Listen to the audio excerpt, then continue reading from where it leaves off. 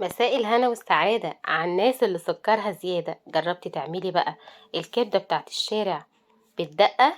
ايوه، زي ما بقولك كده هنعمل حبة دقة للكبدة، حاجة كده في منتهى اللذيذة خالص، سهلة وبسيطة وعمرك ما تشم زفارة للكبدة خالص خالص. وصدقيني أجمل وأطعم بكتير جدا من اللي انت بتشتريها من الشارع، حاجة نظيفة، حاجة كده ما شاء الله اللهم بارك، هي بتتكلم عن نفسها. تعالوا نسمي الله ونصلي على رسول الله عليه الصلاة والسلام. هات الكبدة اللي عندك ده كيلو من الكبدة جايباه من عند الجزار، وكمان قلت له قطعهولي عصافيري اللي هي صغيرة زي بتاعة الشارع. تمام، اديتها شطفة بس ايدي ما لمستهاش خالص، شطفة بسيطة تحت مية جارية كده وهي في المصفى، وسبتها تتصفى. تمام، هنسيبها تتصفى وهنجيب بقى الهون بتاعنا، ونجيب راس توم كبيرة فريش، وكمان قرن فلفل او قرنين فلفل كده سبايسي.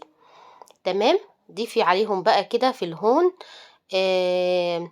نص معلقة من الكزبرة، نص معلقة من الكمون، نص معلقة من الفلفل الأسود، وسنة صغيرة من السبع بهارات. تمام، ونص معلقة من الملح.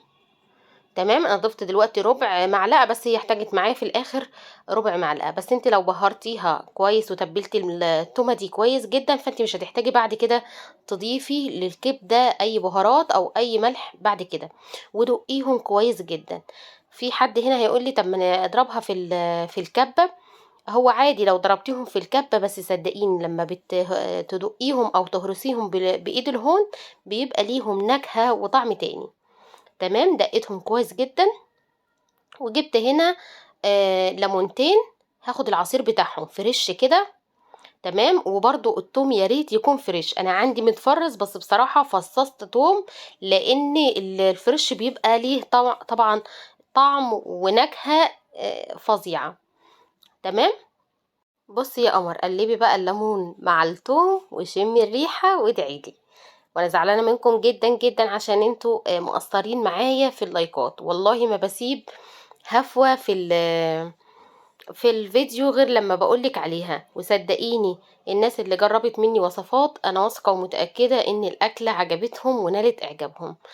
جربي وادعيلي، انا عارفة ان كل الناس بتعمل اكل، بس صدقيني في تركات كده بسيطة لو عملتيها ممكن تفرق معاكي، وتدعيلي دعوة حلوة من قلبك الطيب. تمام، هنا ابتديت ان انا جبت بقى البولة، حطيت فيها الكبدة، وخدت كمان معلقة ونص كده حلوين او معلقة كبيرة من الدقة اللي احنا عملناها دي، وكمان ضفت معلقة كبيرة او معلقتين من الطحينة، وتديلهم برضو تقليبة كده في قلب الكبدة. تمام، قلبي كويس جدا كده وشمي الريحة وبرضو ادعيلي. هسيبهم بقى لمدة نص ساعة، سيبوهم على الأقل ربع ساعة، بس لازم تسيبوهم نص ساعة، 40 دقيقة، ساعة كده في التلاجة، عشان الكبدة تطعم من طعم الدقة اللي احنا عملناها. وتعالي بقى هنا بعد ما عدت ساعة، انا بصراحة خليتها ساعة كده، دخلتها التلاجة، وجبت صينية زي ما انت شايفة كده، ضفت فيها زيت وقطع من اللية، حتت من اللية اعمليها صغير او بشريها. تمام، وخليهم يسخنوا كويس جدا على النار، وانزلي بقى سمي الله كده، وصلي على رسول الله عليه الصلاة والسلام، وانزلي بالكبدة بتاعتنا. وفي اول ما تنزلي بالكبدة سيبيها لما تجمد، يعني سيبيها دقيقتين 3 كده، ما تقلبيش على طول. انا هنا مسرعة الفيديو، فانت هتلاقي ان انا بقلب على طول، لا انا مش بقلب على طول، انا بستنى كل تقليبة ما بينها 3 4 دقايق كده، لغاية ما الكبدة تشد معايا. تمام، انا جوعت يا ولاد والله. لغاية ما الكبدة تشد معايا، بعد 5 دقايق 6 دقايق كده تبتدي تضيفي معلقة كبيرة تاني من الدقة اللي احنا عملناها. لسه فاضل معلقة تاني، هنشوف هنضيفها امتى. اهو كل دقيقتين 3 ببتدي اقلب، مش بقلب على طول. فانت ممكن تشوفي ان انا بقلب على طول في الفيديو، بس عشان انا مسرعه الفيديو. هنا بقى ضيفي كده قرن فلفل سبايسي تاني كده، عشان شوفوا بقى اللي انتوا بتشتروها من الشارع بتبقى سبايسي وحراقة كده وتحبي تاكلي منها. وبعد كده بتضيفي كمان حبة من الفلفل الرومي اللي هو الأخضر، هي بتحب الفلفل الرومي الأخضر كتير، فأنا ضفت على الكيلو نص كيلو من الفلفل الرومي. حامي بقى حابة تضيفي تمام، مش حابة تقدري تستبعديه، مفيش مشكلة لو مش بتحبي الحاجة حامية.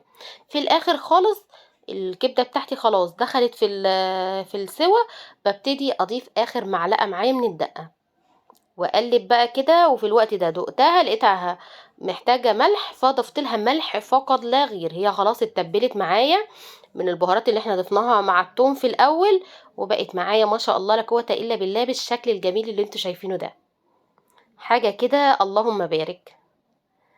اخر بقى بخلي كمان ما بحطش الفلفل كله، عايزة الفلفل يبقى لونه ظاهر معايا واخضر كده وجميل. بيبقى خلاص هبتدي قبل ما اطفي بشوية ببتدي اضيف اخر شوية فلفل معايا اللي هو الفلفل الرومي. تمام. في الاخر خالص ببتدي اعصر عصرة ليمونة، وزي ما قلت لكم التقليب مش تقليب مستمر، كل دقيقتين 3 ببتدي اقلب عشان تبقى واخدين بالكم، عشان في ناس بتحسبني ان انا طول الوقت ماسكه المعلقه وبقلب، لا اهو ضفت الملح اهو لما دقتها وحسيت ان هي محتاجه ملح تاني فضفت ملح بس، ولا ضفت كزبره ولا كمون ولا فلفل اسود ولا اي حاجه تاني، خلاص هي ما شاء الله لا قوه الا بالله متبله وطعم طعمت السنين قسما بالله. اجمل واطعم شويه كبده ممكن تعمليها. في الاخر خالص بقى اديلها عصره ليمونه كده وشم الريحه واطفي النار واعملي احلى شويه سندوتشات لولادك بقى، في عيش فينو في عيش بلدي براحتك خالص. كان عندي كده كام رغيف فينو، فابتديت ان انا اعملهم كده للولاد. هتفتحيه كده بالمقص وبعد كده تضيفي بقى طبعا، وكنت عملت كمان طحينه بس طلعتها بره للولاد عشان هما بقى يبقى يضيفوا، عشان ما الطحينه ما ضيفهاش انا على في السندوتشات وتبلي العيش وكده، فانا قلت خليهم هما اللي يضيفوا بقى الطحينه براحتهم، اللي عايز يضيف طحينه عليها يضيف واللي مش عايز بلاش. وده الزيتون اللي احنا عملناه ما شاء الله لا قوه الا بالله مع بعض. جربوها وان شاء الله تنال اعجابكم. سلام عليكم.